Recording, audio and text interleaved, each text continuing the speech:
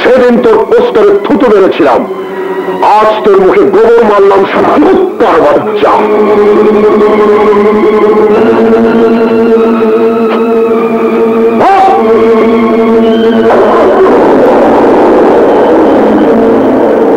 আরে এখানে কি ন্যাংটা হচ্ছে?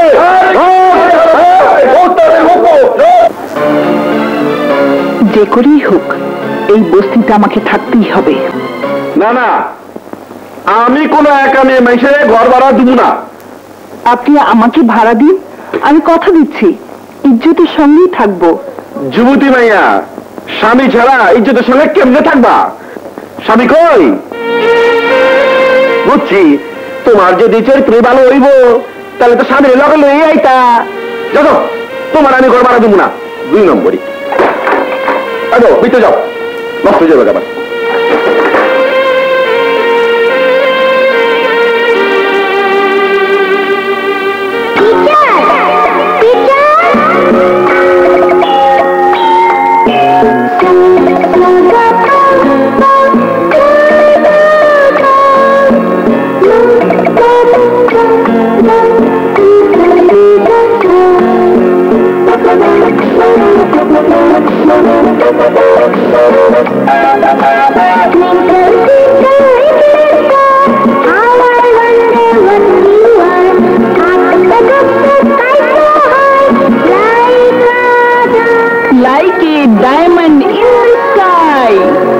আমাকে চিনতে পারছেন টিচার?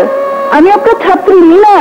হ্যাঁ হ্যাঁ মিনা, কত বড় হয়ে গেছো, মাশাআল্লাহ, দেখতেও কত সুন্দর হয়েছো। কিন্তু তুমি হঠাৎ বাড়ি গাড়ি সবকিছু থেকেও ঘর ভাড়া নিতে চাইছো? হ্যাঁ টিচার, আমার একটা মাথা গুঁজার ঠাঁই দরকার। বলো কি? এসো আমার সাথে, এসো এসো এসো। আপনি এখানেই থাকেন? হ্যাঁ, একটা স্কুলের শিক্ষকতা করি, আর একটা গার্মেন্টস এর সাথে কন্ট্রাক্ট আছে। বাচ্চাদের কাপড় সেলাই করে সেখানে সাপ্লাই দিই। এবার তোমার কথা বলো, কেন ঘর ভাড়া দিতে চাইছো?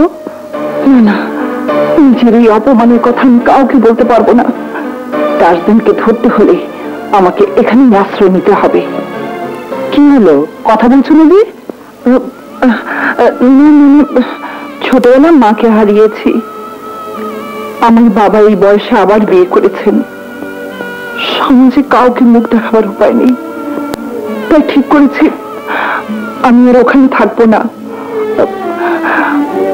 আমাকে আপনি থাকতে দেবেন টিচার?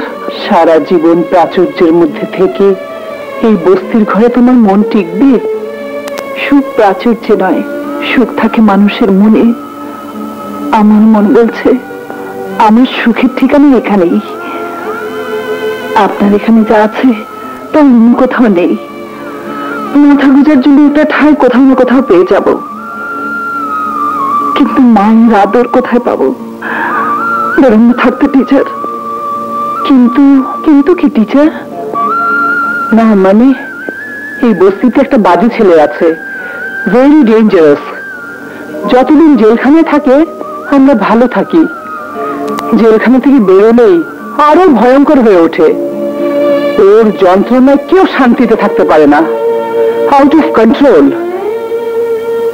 ওর ভয়ে নিজের মেয়েকে হোস্টেলে রেখে লেখাপড়া শিখাচ্ছি। তোমাকে রাখলে যদি কোনো অ্যাক্সিডেন্ট, আমাকে নিয়ে ভাববেন না। আপনার মেয়ে কি পড়ছে? ডাক্তারি।